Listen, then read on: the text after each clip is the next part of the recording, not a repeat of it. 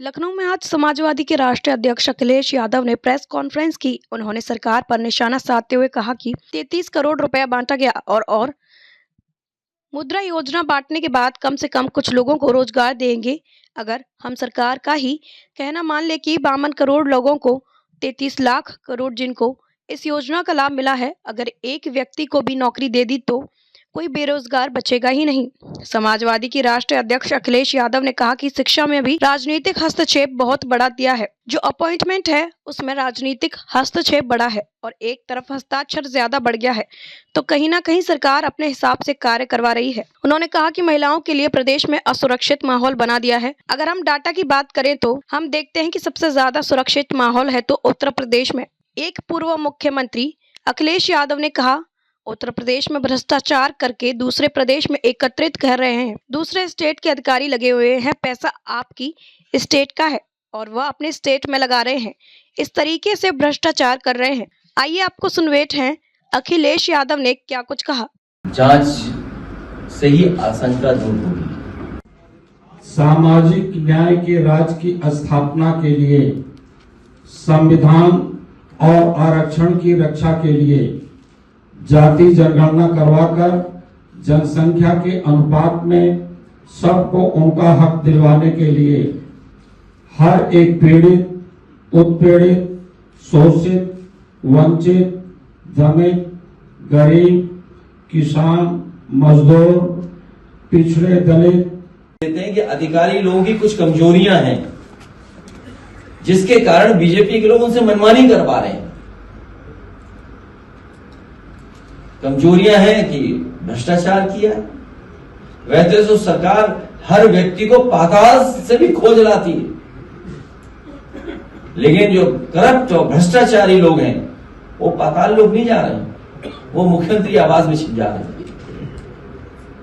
उन्हें पाताल लोग जाने की जरूरत ही नहीं है। भ्रष्टाचार इतना था कि उसका भार नहीं सह पाई टंकी, पानी की टंकी।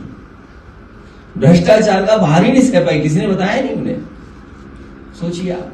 जहां तक सवाल हमारे पत्रकार साथी ने पूछा पोस्टर की, सवाल किसी के घर के जाने की नहीं है। सवाल इस बात का नहीं है किसी घर कौन गया कि नहीं गया। हमारी पार्टी के लोग लगातार जा रहे हैं, जहां हमारी पार्टी है वहां जा रहे हैं, लगातार जा रहे हैं। सबसे बड़ा सवाल ये जो देश जानना चाहता है कि आतंकवादी हमारे घर कैसे पहुंचे। हमारी मांग है कि शहीद परिवारों को 10-10 करोड़ से मदद की जाए, साथ ही साथ उन्हें सरकारी नौकरी दी जाए। अगर पोस्टर उन्होंने लगाया है तो पोस्टर हमारी पार्टी ने भी किसी ने लगा दिया होगा। मैं चाहूंगा स्क्रीन पे दिखाएं पोस्टर। लग गया? तो अगर वो लगाएंगे तो हम भी लगाएंगे। नाकामी थी जिसकी वजह से इतनी बड़ी घटना हुई है। इंटेलिजेंस फेलियर था, फौज नहीं पहुंची या जानकारी नहीं मिली। जो सुरक्षा के इंतजाम होने थे वो इंतजाम सरकार ने नहीं किए। अब तो देश का बच्चा बच्चा जान रहा है। पहलगांव के साथ साथ पुलवामा की भी चर्चा जनता कर रही है। हम और आप लोग बोलें न बोलें, दिल में क्या है वो हम ऊपर आने दें ना आने दें चेहरे के भाव पर, लेकिन इधर जनता में सुना है कि पहलगांव के साथ साथ पुलवामा की भी चर्चा जनता करने लगी। और इस देश का बच्चा बच्चा जानता है कि इंटेलिजेंस फेलियर था, सरकार की नाकामी थी। ये जितना भी होर्डिंग पोस्टर लगाना चाहते हैं ये ध्यान भटकाने के लिए, या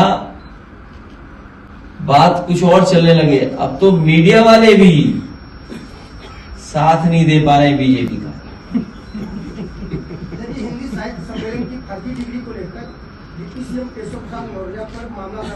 उनके लिए एक स्पेस सूट है। मैं इलाहाबाद प्रयागराज में एक स्पेस सूट देखा हूं, कहीं आपको बनता हो मिलता हो बता दो तो हमने स्पेस सूट भिजवा दें। इस प्लेनेट के अलावा दूसरे प्लेनेट पर रहें तो ज्यादा अच्छा रहेगा।